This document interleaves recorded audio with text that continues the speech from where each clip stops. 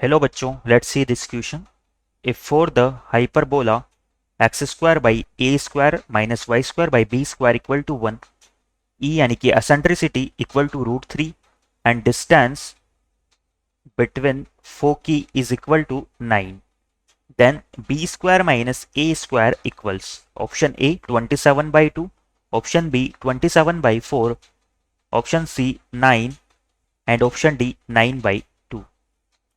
तो बच्चों इस क्वेश्चन में हमें एक हाइपरबोला के लिए एसेंट्रिसिटी की वैल्यू प्रोवाइड की हुई है जो कि √3 के इक्वल है और बोला जा रहा है कि इस हाइपरबोला के लिए इसकी दोनों फोकी के बीच में डिस्टेंस हमारी 9 के इक्वल है। तो हमें बी स्क्वायर माइनस ए स्क्वायर की वैल्यू को इस क्वेश्चन में फाइंड आउट करना है। क्वेश्चन पे प्रोसीड करने से पहले हम इससे रिलेटेड हमारा की कंसेप्ट देख लेते हैं।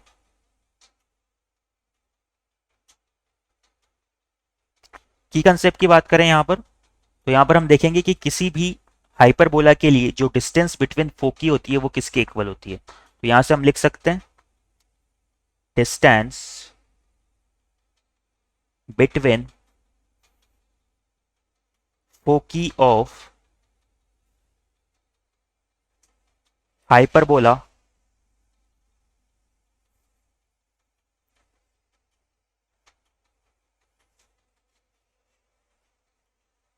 Distance between foci of hyperbola ये हमारी इक्वल हो जाती है 2AE के।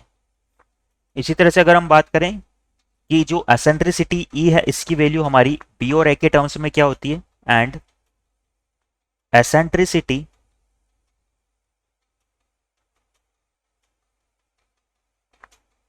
फॉर हाइपरबोला,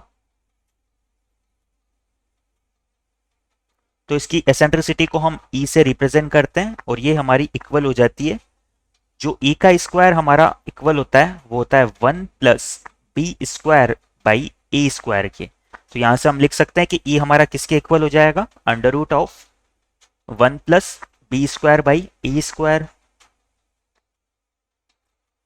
इन दोनों कंसेप्ट को माइंड में रखते हुए हम हमारे क्वेश्चन की तरफ आगे प्रोसीड करते हैं।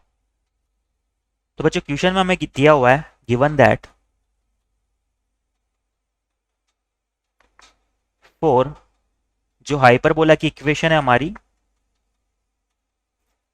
वो हमें दी हुई है x square by A square minus y square by b square equal to 1। यहां पर इस हाइपरबोला के लिए एसेंट्रिसिटी की वैल्यू हमें प्रोवाइड की हुई है √3 और जो डिस्टेंस बिटवीन फोकी है वो किसके इक्वल हो जाएगी, यहां पर E की वैल्यू हमारी √3 के इक्वल है। तो यहां से हम लिख सकते हैं कि E स्क्वायर हमारा किसके इक्वल हो जाएगा, 3 के इक्वल हो जाएगा एंड डिस्टेंस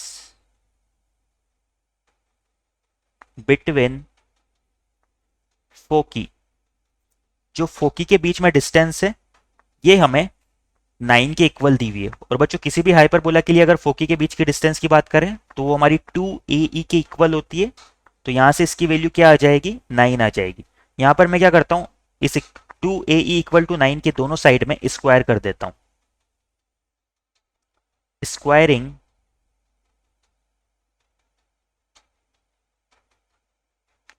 बोथ साइड्स, जब हम दोनों साइड्स स्क्वायर करेंगे तो क्या होगा, तो यहां से हमें मिलेगा कि हमारा 4A square E square equal है 81 के। और यहां से ई स्क्वायर की जगह हम 3 पुट कर सकते हैं। जब ई स्क्वायर की जगह 3 पुट करेंगे तो ये हो जाएगा 4A square into 3 equal to 81। 3 से 81 को हम कैंसिल कर सकते हैं 27 टाइम्स। तो यहां से हमारे ए स्क्वायर की वैल्यू हमें मिल जाएगी कि ए स्क्वायर हमारा किसके इक्वल है, 27/4 के।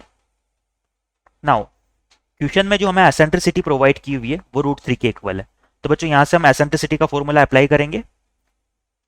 जो एसेंट्रिसिटी E है उसका स्क्वायर हमारा इक्वल होता है 1 plus B square by A square के।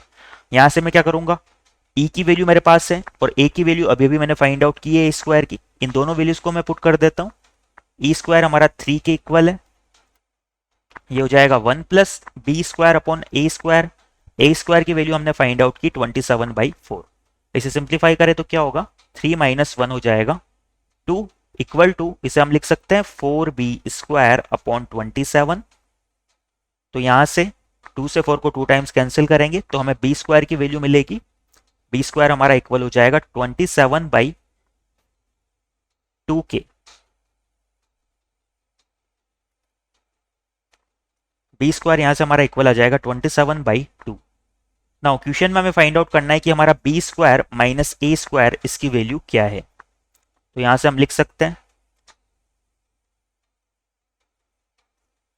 b² माइनस a² हमारा किसके इक्वल हो जाएगा, b² तो हमारा 27/2 माइनस a² की वैल्यू हमारी आई थी 27/4। इसे सिंप्लीफाई करें अगर तो ये आ जाएगा 27/4।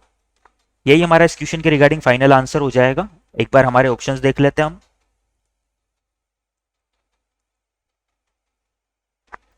तो इस क्वेश्चन के रिगार्डिंग हमारा ऑप्शन बी 27/4 ये करेक्ट हो जाएगा। Our final answer is option B. I hope you understand it well. Best of luck.